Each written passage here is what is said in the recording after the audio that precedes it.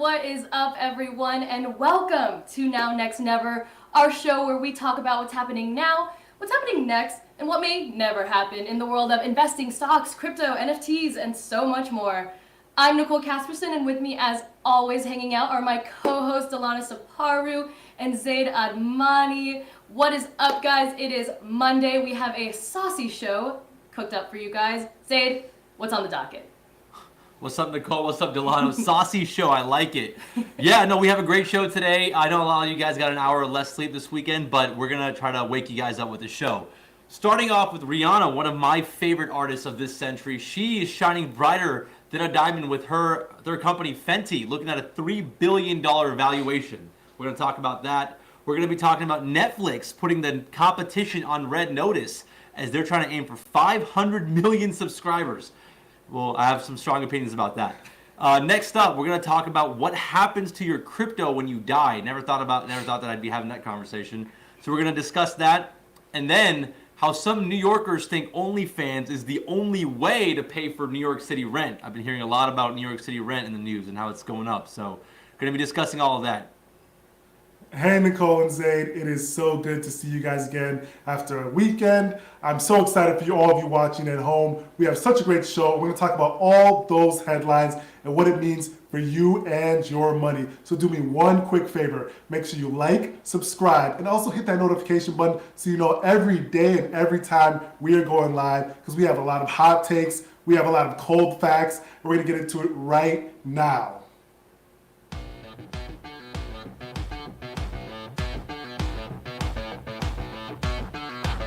All right, let's do it. The first story we got is Rihanna, Riri, one of my favorite artists, one of the most successful artists of this century. She's getting ready to enter the 3 comma club, ready to be a billionaire.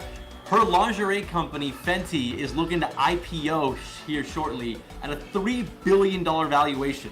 That's huge. So she's been spending all her time building this company instead of releasing an album. I know a lot of us are disappointed from not hearing some new music from her, but this company is huge.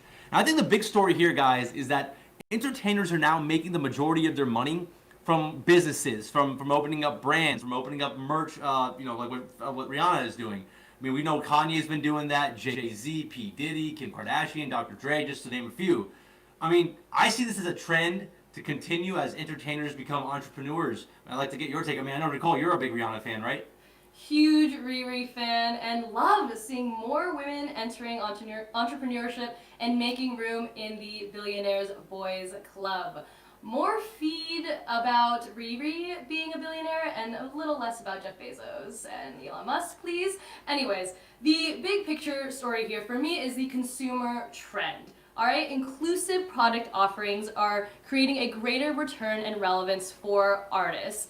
There's other famous women, like you mentioned, Kim Kardashian, Kylie Jenner, Lady Gaga, Jessica Alba, who have also launched ancillary businesses to really create that empire, right? That female empire. The only thing is that consumers have been hungry for inclusive beauty products, and Riri came onto the beauty and fashion scene, one of the most exclusive and non-inclusive industries, and created products for everyone. She created 40 skin shades for her makeup line, which is like such a huge thing. I use it myself, hey. And I have mixed skin, so I know how important that is to have, that inclusivity. She created her Savage lingerie line that has sizes from small to as far out as you can see. Like, she has diverse models and people with different skin tones, different body shapes. So she really came in hot in the scene. She filled a gap in beauty and fashion products, and now she's reaping the benefits. We love you, Riri. I hope you're watching this one day.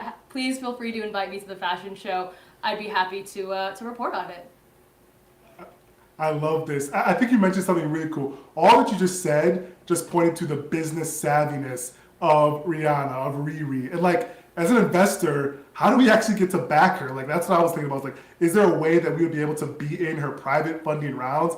Obviously, the implications are you have to be a accredited investor. And also the implications are you have to have access to a lot of capital. If you look at some of her notable investors being Jay-Z, who has a venture fund, and the CEO of LVMH, Louis Vuitton, Moet Hennessy, Bernard Arnault also was an investor. So it's like, how do we all get involved in something as that's taking off? And I think it's super interesting to try to figure out as an investor how we could do that. The other thing that Zaid mentioned that was also interesting is that Rihanna and a lot of these entertainers are realizing that money is being made through their businesses, through their enterprises, rather than putting out music and touring. Like there's just not that much money in that area anymore because of one, the old contracts that are being given to early artists, right? Those contracts lock you in. You don't have as many incentives on the back end unless you're touring. So it's like, why would you put that out? Why would you put out another album when you could just be doing this and become a billionaire, right? She hasn't produced an album since 2016. I think Zayd is totally right. We're gonna see that trend continue because artists are realizing they can become business people and make a lot of money. I mean, it's a tried and true model, right? So like, you're an artist, you develop a huge fan base, millions and millions of people. They love you for your art, and then you start introducing them to your products. So with YouTubers, it's merch, and Riri kind of took that to the next level, where she's doing, she's doing her lingerie line, she's doing her makeup line, and like Delano, like you said, like we've seen the numbers from streaming. Like you don't make that much money from streaming. You make a lot. Artists do make a lot of money from touring, but that is exhausting. There's only so much you can do when it comes to touring. It's not very scalable. Whereas something like this is scalable. You build your fan base and you start selling them your products that like I've heard a lot of great things about the products from Fenty. So it makes a lot of sense, and I think it's going to be a tried and true model. I think the one criticism, not criticism, but a good point that you brought up though, is that her fans did not really get a chance to participate in the increase in value of this company. If you were a big Rihanna fan and you saw her launch Fenty a few years ago, you didn't really have an opportunity to invest and kind of, bet that this company was going to do really well. I think in the future, with crypto and NFTs, there might be a way for fans to kind of get involved from the ground floor if an artist launches a line or something like that and get some sort of ownership. So if a company does grow to the size that Fenty is, then they can start also getting the benefits from being an early investor. Yeah, it's all about cultural liquidity. That is what you're getting at, Zayd. That is what Rihanna has created for herself. And at the end of the day, she has a diehard fan base, super nodes, as I like to call them, that are never going to leave her side. She can, create almost anything and it be amazing for them, right? And so that artists have to create that cultural liquidity first, that relevance, right? And connect with an audience. And that's what they do through the music, which I'm obviously very sad about to not have anything since Anti in 2016. But anyways, that is the game plan. That is the move. That is this business strategy, right? Then you create that ancillary business. So that is my thought process there. If Rihanna wants to actually have everyday retail investors be able to get involved with her IPO, sign me up. I'll be there. Speaking of cultural relevance, let's talk about Netflix. So Netflix actually, the stock has been under pressure. We know the companies they thrived during the pandemic, but recently they faced questions, more competition, right, and also slowing growth. But the CFO, Spencer Newman, attended an investors conference. He said, "Hey, Netflix has a plan to get to 500 million subscribers in their growth plan. Right now they're at 220 million roughly, right? And they're confident that they could do some things in the international markets as well as duplicate the penetration they had domestically in these international markets." What say you, Nicole? I think that Netflix, their plan to get more international. Do you think that will work? Do we think that's actually going to work with the rising competition? I can see Zayd shaking his head at me now. So thank you for letting me go first, ladies first, eh? So the big key here is yes, okay, a CFO's points during any kind of update on their company, sure, it's always going to be rosy. But if there's any streaming service that could make it outside of US and Canada, it's Netflix, right? Like, they have Squid Games, they have Love is Blind Japan, they have all these amazing international shows and content that they've already made a cultural phenomenon here in the US. I think that they could do the same across waters in different countries. So they've already kind of like created this kind of ahead of the pack mentality for them. So why not bring it across the globe? That's how I see it. But Zayd, tell me why I'm wrong. I just don't see it happening. Netflix is past their prime. Okay, they have 220 million subs right now, so they want to more than double that. The problem is, obviously, they've kind of reached saturation levels in the U.S., which is why they're starting to raise prices. $20 a month now for Netflix here, which is like, it's long past the days of it being at $8 a month. So Netflix is raising prices in the U.S., and they're still spending so much money overseas to make all these shows. The thing is, what's different now versus what it was like 10 years ago, Netflix has a lot of competition. They have a lot of competition now, not just from other big tech companies like Apple and Amazon, which have their own streaming services, but they have competition from movie studios. Movie studios back in the day didn't understand streaming at all. They were so stuck on the movie theater model, they didn't understand. They were stuck on television and movie theaters. They didn't understand that streaming was the future. Everyone understands that streaming is the future, which is why you have like 8 different streaming services, HBO Max, Peacock, all these different services. Netflix has to compete with all of them. Yes, I understand international expansion, but just take India, for example. Disney Plus already has more subscribers than Netflix does in India. So I know Netflix wants to make this happen. They have the war chest to do it, but they're facing an uphill battle, and I personally am not bullish. I don't think it's going to happen. I think they're past their prime. We have to gang up on you on this one. I think the big thing you mentioned is investment in international. That's one of the things that they said is obviously their plan, because it's really, really hard to do. They have that first mover advantage. They were doing this way before the other streamers, right? So if you look at the numbers, Netflix has 147 million of their subscribers international. The next closest is Disney Plus, as you mentioned. They only have 41 million. Reason why? It's super hard to have penetration in those areas. That's why they're focusing it. Ways you do it is you increase your investment, you create those licensed content that's really, really good, you figure out what works in all those different regions, and they have such a head start. And so that's why I think they're going to continue to penetrate in those markets as a first mover and continue to gain subscribers. I do think they can get to that 500 million because they have a lot of even shows that I watch that are international first shows that are super, super good, but they're really pushing that because that's where the growth is going to be. If you look at the United States, we have 300 million people in our country. You have to grow globally. There's a billion total addressable market that they mentioned. And if you take out China, which they're not operating in, there's like 750 million. So there's so much addressable market for Netflix, and they're doing the right things by investing in those international segments. I mean, they've been doing it for so long. I just don't know how sustainable all that is, right? They're investing, and they're just kind of doing the throw some stuff at the wall, see what sticks, and maybe we'll cancel the show if it doesn't work out.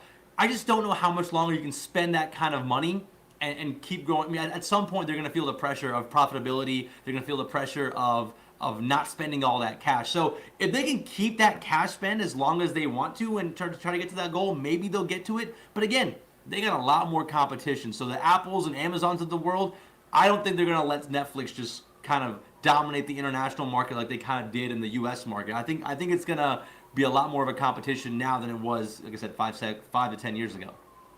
Well, maybe we can just chalk it up to just watch YouTube, guys. All right? Yeah, YouTube is like a giant sleeper. Exactly. Don't sleep on YouTube, all right? Exactly. Yeah, exactly. It's no borders there. All right, moving on. Let's talk about how does one inherit Bitcoin or pass it down. Investors are racing to figure out how to make inheritance work in the age of Bitcoin. A reminder that even as crypto enters the mainstream, it's still very new and there's still a lot of complexity to figure out. Hopefully, as we've seen more lawmakers, i.e. President Biden, get more involved in the crypto space, maybe we'll gain a little bit more clarity into other things like how to actually pass down crypto assets after you pass away or a family member does. I am of the belief that the technical nature of cryptocurrency makes it a bit more complicated to pass down. I've spent time trying to explain crypto to my own grandmother, but thinking it's more about how we millennials are thinking of passing down Bitcoin to the next gen. I don't know if necessarily my grandma is trying to pass it down to me. She was slightly trying to figure out the conversation that I was helping her navigate. Anyway, I want to turn it over to Delano, our resident financial advisor, on what we know about crypto estate planning, what we don't know, what's going on here. Yeah, Nicole. So if you think about the traditional, fiat currency, estate planning, transition planning, you obviously have the ability to add beneficiaries to all your IRA accounts, and this can be divvied up based on percentages, and you can really kind of drive that planning, right? In the crypto markets, it's so new that I don't know how many people are already thinking about it, and the problem hasn't really been solved when it comes to passing down your cryptocurrency to next of kin in the event anything happens to you. A couple things that people are trying is to look at having their private keys, saved somewhere where only one person knows about it. There's also some startup custodians that are starting to handle this problem, but it's still the framework that's not figured out yet, because I don't know how many people have actually thought about this, right? We're like selfish with our coins. We haven't even thought about, we just want to keep them from ourselves. We haven't thought about passing it on if anything would happen to us, but I'm curious to know what Zayd thinks about this, because it's seriously a problem that we are not close to solving.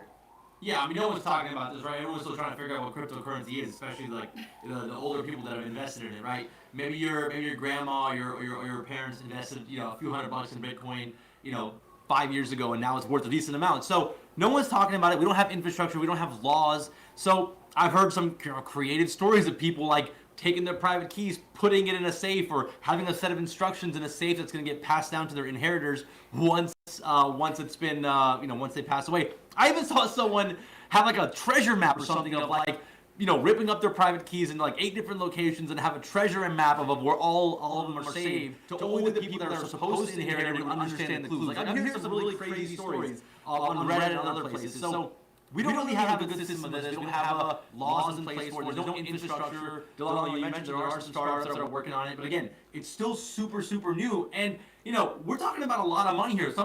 Your parents or your grandparents might be sitting on 7 figures that you don't even know. So we gotta start having those conversations now. You gotta start talking to your grandparents or your parents about what their plan is for their crypto assets, because right now there's no legal infrastructure for it. Maybe I'm underestimating my grandma. Like, maybe she will leave me a treasure hunt where I will also go and find my inheritance in Bitcoin. All right, see? That's me and grandma.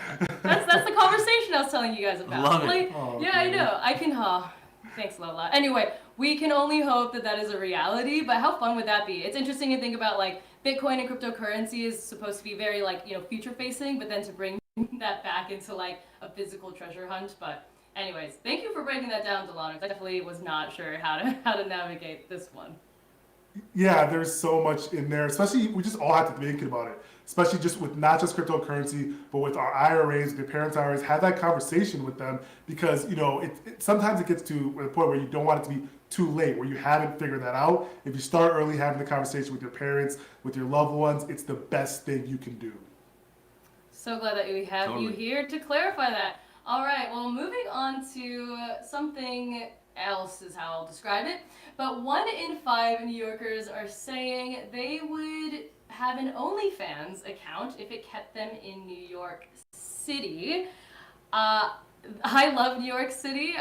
New York or nowhere, guys, for me. I plan on living here for the rest of my life.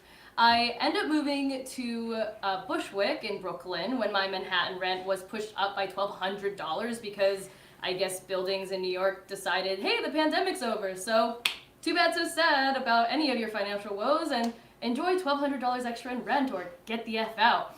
Anyways, that's how it felt for me, but moving to another borough is definitely a lot different than starting an OnlyFans. So what are your thoughts on this? I mean, Delano, you live in New York as well. Takes. Nicole, we are both New York residents, New York or bust. We love it here. And obviously, I'm biased because if we just talk about New York, we can talk about bigger cities. As someone that grew up in a small area of Minnesota, I love living in an urban city. There was so much that I would do legally that I would just love being here, right? Like there's nothing that you could convince me that I wouldn't be able to do to stay in a great urban place, especially which I believe is the greatest city in the world, New York. Now, I do think that there's price consideration that everyone has to think about. What are you doing? How could you maintain your cost of living based on your career, based on all these different things? It's such an important factor, not just in New York, but in any major city, because I think costs are rising everywhere. It's not just here, but they are rising everywhere. So I think everyone has to have that in consideration. I believe so, Zayn. Yeah, I mean, as someone who used to live in Austin a few years ago, I've seen what happened with the rent in Austin. It's been going crazy. The housing prices in Austin has been going crazy. I mean, that's just the reality of it, right? People are moving to places like New York, which is amazing. I love New York. I live in Houston, so I don't have the crazy rent problems that you guys have right now. But still, even in Houston, rent prices are going up. Housing prices have gone up. I mean, it's been absolutely crazy. But that's just because more and more people are moving to the city. Delano, you mentioned that like you grew up in a small town. A lot of people are kind of people that are growing up in small towns are moving to big cities to have access to things like good food, good entertainment, the people, the energy, the job opportunities. That's all happening in the city. So we're seeing rises in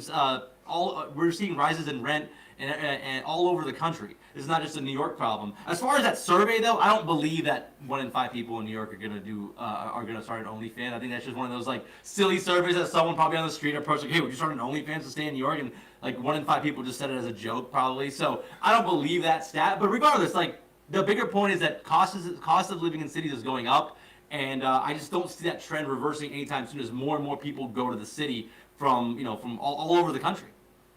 Yeah, Austin is the one that I can't put my finger on exactly. I feel like you could take this survey to Austin, Texas, and maybe get a similar result. because the prices there in rent are, I believe, like just as expensive. But anyway, I've never lived in Austin. I've been there before. I've been to ACL, but it's happening across the board, basically. It's not just here in New York. So we are no longer super special, I guess. No, I mean, it's not as crazy as New York, though, right? I mean, obviously, like you're not gonna get a closet for $1,200 a month in Austin. You're gonna get like some sort of decent apartment. So it's not as bad in Austin, but still, I mean, you know, if you don't have like what New York, Austin doesn't have what New York has. So it's obviously the demand for New York is obviously clearly there. That's why more and more people are moving there. And people thought that the New York might have, you know, been past its prime once the pandemic happened. That's obviously not the case. A lot of people moved there, and people still want to move there. And Austin's also one of those places. A lot of people from California moved over to Austin. People with high-paying jobs, a lot of tech jobs moved over to Austin. So that's, you know, naturally driving up the rent and driving up housing prices. So it's just, you know, this is what happens. Cities that are like attractive, low cost of living cities become attractive to a lot of people. People move in there, the price of the cost of living goes up, and then everyone starts complaining. That's just what happens with literally every city. So we're gonna see this cycle happen again, you know, keep happening again. Thankfully, Houston's kind of boring, so Houston's kind of been somewhat isolated from that. But again, we're still seeing cost of living increases here too. One interesting trend is that they mentioned that people that want to buy homes, there's just not enough supply for homes right now. So that's pushing up the demand for renting right now. You're seeing interest rates go slightly up a little bit. Obviously, it's moving slowly up from where we're at right now. So that's pushing up rent prices as well. So that's a trend that people need to watch if they're considering, hey, should I buy a house right now or should I rent right now? Like, what's going on with interest rates? What's the supply of homes? How is that affecting the price? Those are a lot of things, the factors that are affecting what's going on with rent prices as well. Yeah, crazy. One of the other points I will say, the other side of this story, right, is kind of destigmatizing what second jobs people do to get by and live their dreams, live in the city of their dreams, right? If anyone can monetize content via other ways, you know, we shouldn't shame what people do on OnlyFans. So whatever you gotta do, girl, get your bread, live in your city, do what you gotta do. But that's all I have on that one for sure. I'm ready to move on to our final segment, Now Next Never, where we talk a bit about some of the other stories in the space that really just were cool, but not necessarily cool enough to make our top stories. So, Delano, want to kick us off with now?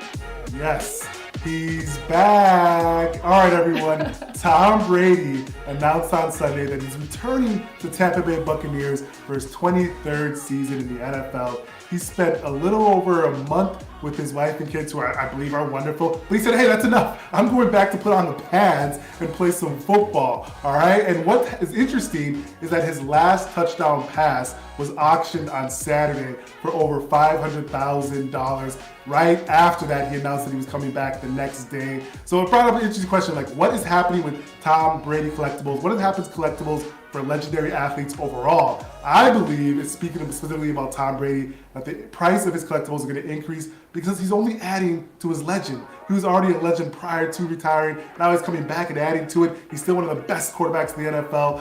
Him and Aaron Rodgers, Patrick Mahomes on the top of the list. So I think he's adding to his legend. So right now, if you're someone that holds a collectible, consider yourself very, very lucky. Is this like a business strategy that he does, Tom Brady? I don't know the guy that well. But is this like he like retires and then unretires? No, that's not what he does. What is happening? This should have been our lead story. I don't know why we didn't make this our lead story. There's so much to talk about here, especially like the poor collector who bought Tom Brady's last touchdown pass for half $500,000, and now it's like pretty much worthless now. You make a good point, Delano, about the collectibles. You know, I think it depends, right? Like if Tom Brady comes back and like he lays an egg and he plays really bad for this part of his career, I don't think the collectibles that you currently own of Tom Brady aren't really gonna get hurt in value. But if he comes back and like balls out still, then yeah, I think it's only gonna add to the legend. So I think you're right. I think the collectibles market is relatively secure. I just think Brady came back because he's probably, like I said, he's probably tired of vacationing in Europe or wherever he was, and he's like, you know what? I'd rather get tackled by 400-pound linemen than just take my kids to school every day. And maybe just wanted a retirement tour. I don't know the guy, but he seems obsessed with football. So very obsessed. It's interesting that NFL moments. Dapper Labs, NFL Moments, that partnership, that's going to be coming to the forefront too. So are people going to be bidding up these Tom Brady moments and potentially have more moments to buy? It's going to be an interesting thing to watch. And we have the ability to watch it. Tom Brady needs to do that guy a solid who bought his $500,000 football. Like, he needs to do that guy a solid. Maybe invite him to a game or something. Because again, that ball is definitely worthless though. If you bought Tom Brady's last ball, come on the show. Let's talk about your thought process. You can air out your grievances. And then Tom Brady, please do something to that guy. Maybe invite him to your house or something to like make him, kind of make him be okay with spending $500,000 on a worthless football now. Yikes. Yikes. 500,000. Yeah. If someone's spending half a mil, they should be okay. But I still think they're saying that Tom Brady or Jalen Ramsey, who was the corner, they got caught on. They should do something for him. But yeah, seriously, we'll see. I'd be super curious what anyone watching here thinks about this topic. Comment below, engage with us, because apparently there's a lot to go down with this one. Anyway, I'm going to take over for next, which is Super Nintendo World, which is set to open up at Universal Studios Hollywood in 2023, which sounds crazy coming out of my mouth, but that's just next year. Anyway, it's a theme park that will have an immersive gaming inspired experience. So, Super Nintendo World, Mario and Luigi, pretty sure they might be the creators of Bitcoin. Excited to see this happen next. It started out in Japan, but now it's coming to the US, so very, very excited about that one. Zaid, want to tee us up for Never? What's never going to happen? Never. Spiders. Well, they are going to be happening, but I'm never going to get comfortable with it. So there's this story going around about these giant, like size of a hand, spiders that are going to take over the East Coast. So you guys just gotta kind of keep on a look out for those things. They're like massive. They're harmless, so if you see them, don't be nervous. Started in Georgia. They're spreading all across the East Coast. They're going to take over the East Coast this spring and summer. And so just be on the lookout for giant spiders. Again, I don't care if they're harmless.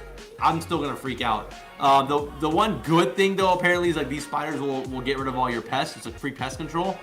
I don't know, man. I'd rather just... I still would be freaking out if I saw this thing in my house. Zayd, you're trying to scare our viewers away from New York. You talked about $1,200 closet, now you're talking about spiders. It's not just New York. Do not be scared, viewers. Comment, say you're New York strong. Comment now, say you're New York strong. Look, if these spiders can maybe get rid of some of the rats that scurry around outside my apartment and go through my trash and live in my walls, then yeah, I might take the spiders. They're a little quieter.